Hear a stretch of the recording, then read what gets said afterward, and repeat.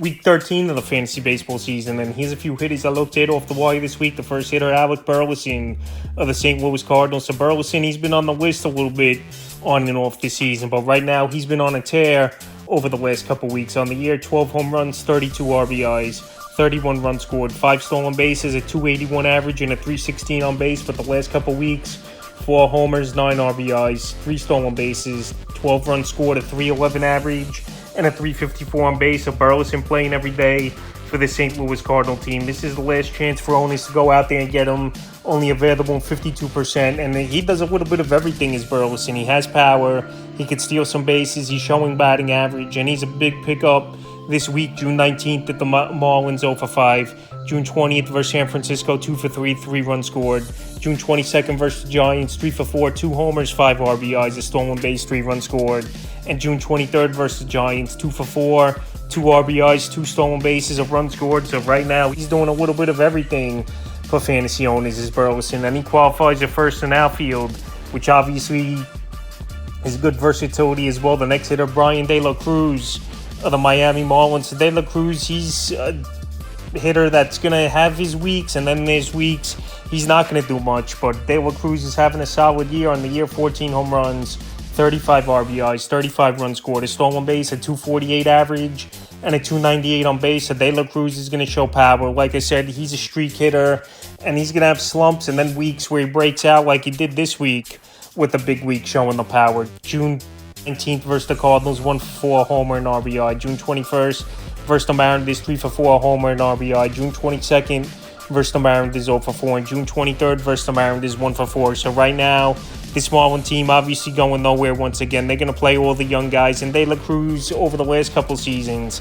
has had opportunities with this Marlin team. So right now, well, he's showing power and he's on a hot streak. And he's on pace for about 30 home runs. He's available in 50% of fantasy leagues. And this is the last chance, most likely, for owners to go out there and get him. The next hitter's Tyler Soderstrom of the Oakland Athletics. So Soderstrom's been getting it going the last few weeks since he's got the first base job and catches as well at times where he qualifies for both. And with J.D. Davis out of town, there's no one really giving competition now to Soderstrom. On the season, 6 home runs, 17 RBIs, 11 runs scored, a 250 average, and a 353 on base. So a great on base to average difference, 103 points for Soderstrom. And over the last 2 weeks where the playing time's gone way up, 5 home runs, 12 RBIs, 9 runs scored, a 326 average, and a 404 on base. So right now available only in 55% of fantasy leagues. Like I said, the last chance for owners to likely to go out there and get Soderstrom. And he plays every day. We're qualifying a catcher, which obviously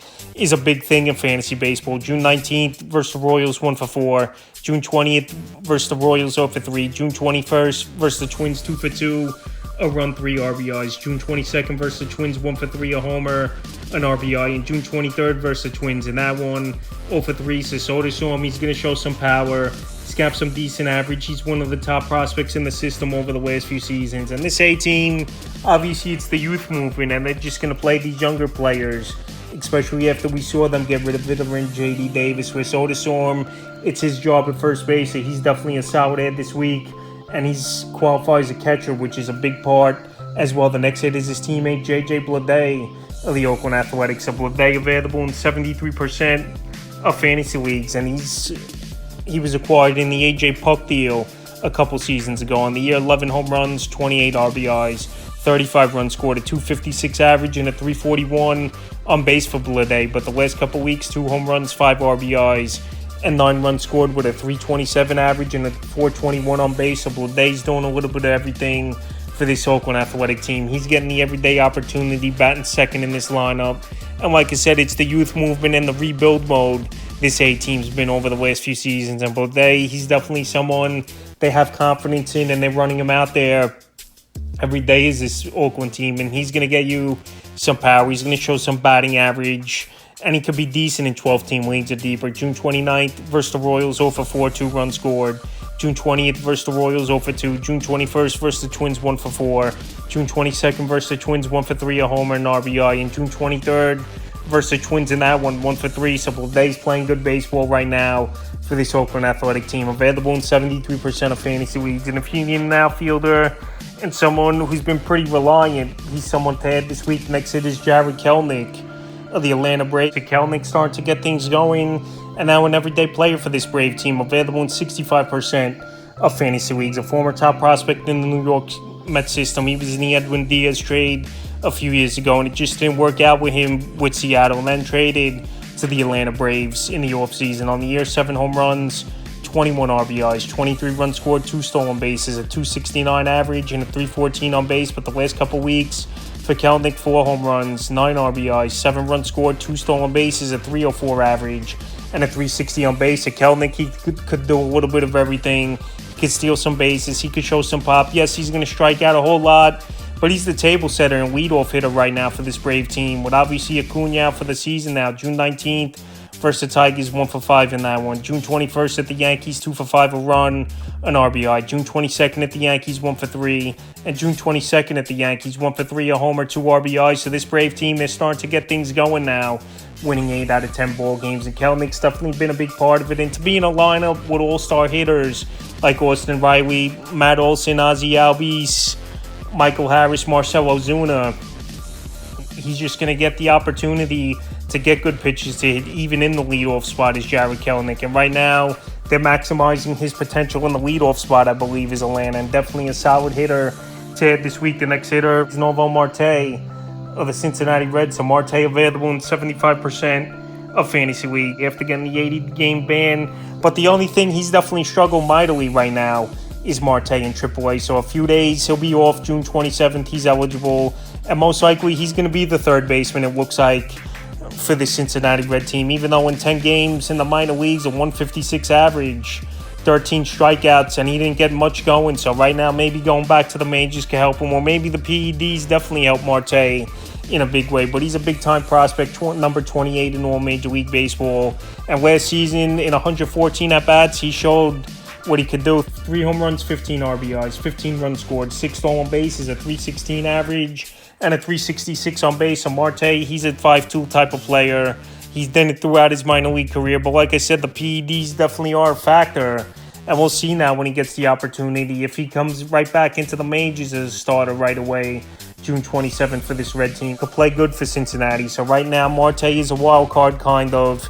He's got potential, but we'll see now what he could do. But I definitely would say go out there and get him in 12-team leagues or deeper. The next hitter, Isaiah Kiner-Falefa of the Toronto Blue Jays. So an ultimate utility man in fantasy baseball. Second, third, short outfield he qualifies for. And that's huge, no doubt about it. If you can move a guy around and he can help you in multiple positions. Available in 84% of fantasy leagues. So we just saw Elvis Martinez prospect get busted for 80 games for PED use. And now Kiner-Falefa, no matter what's going to have a job in the infield here for this Toronto Blue Jay team. And he's starting to get things going over the last few weeks. On the season, 6 home runs, 31 RBIs, 22 runs scored, 3 stolen bases, a 281 average, and a 325 on base. But the last couple weeks for Kiner-Falefa, 2 home runs, 10 RBIs, 4 runs scored, a 342 average, and a 381 on base. And Falefa last season, he didn't have a good year with the New York Yankees, but this season he's turned things around, already matched his home run total. Batting average is 40 points higher, obviously in a smaller sample size, 100 less at-bats, but he's still going out there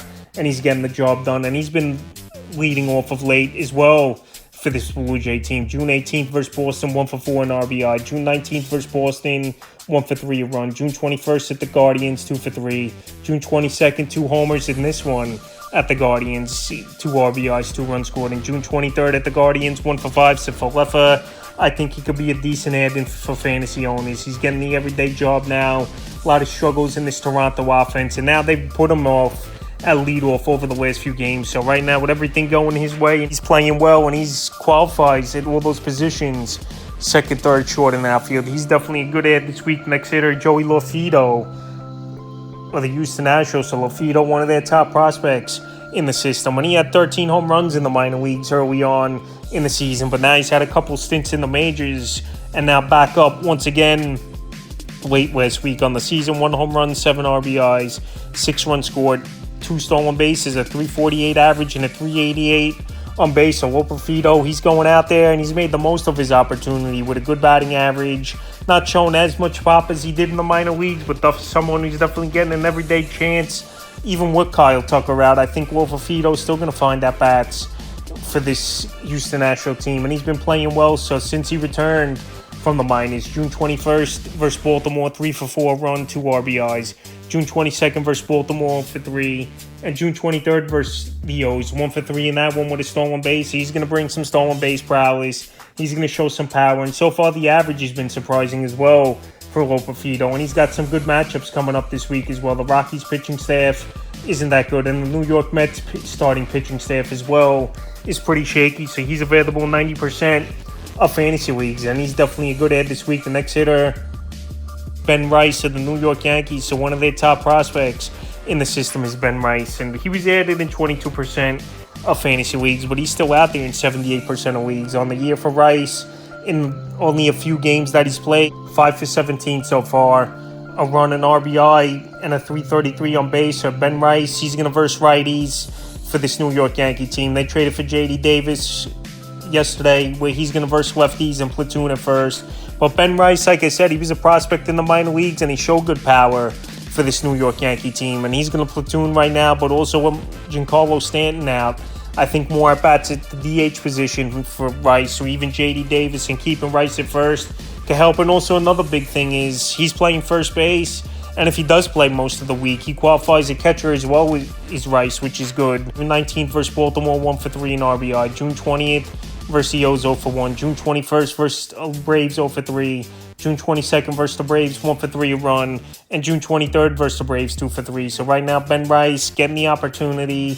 It's going to be a platoon for him, but he definitely has good upside, and this Yankee team needs power in this lineup, especially with Stanton out 3 to 4 weeks at minimum for New York. Final hitter, I looked at off the wire this week here. It's Hunter Goodman of the Colorado Rockies. So Hunter Goodman, he's been getting an opportunity over the last couple weeks here, and he's showing good power for this Rocky team. And also playing your home games at Coors Field is always a plus. So Goodman right now available 96% of fantasy leagues, and I think he helped fantasy owners in a good way. On the season, 7 home runs, 18 RBIs, 13 runs scored, a stolen base, a 204 average, and a 245 on base. His power is definitely solid. In 97 at-bats, to have 7 home runs is impressive. And over the last couple weeks, he's been on a tear, 5 home runs, 10 RBIs, 7 runs scored, a 273 average, and a 294 on base. So Goodman, I know his batting average isn't great. He's more of a points league type of player with his power is Goodman. And right now, he's getting the everyday chance for this Rocky team, and he qualifies at first in outfield, batting 7th or 8th usually. June 20th versus the Dodgers, 0 for 4. June 21st versus the Nats, 1 for 4, homer, 2 RBIs. June 22nd versus the Nats, 2 for 4, homer and RBI, 2 runs scored. And June 23rd versus the Nats, 0 for 4. So right now, Goodman, no pun intended, is playing good baseball. He's showing power, driving in runs, and he's going to get an everyday opportunity because this Rocky team's going nowhere this season, and they're going to play these younger players. So that's a few hitters I looked at off the wire for Week 13 of the fantasy baseball season.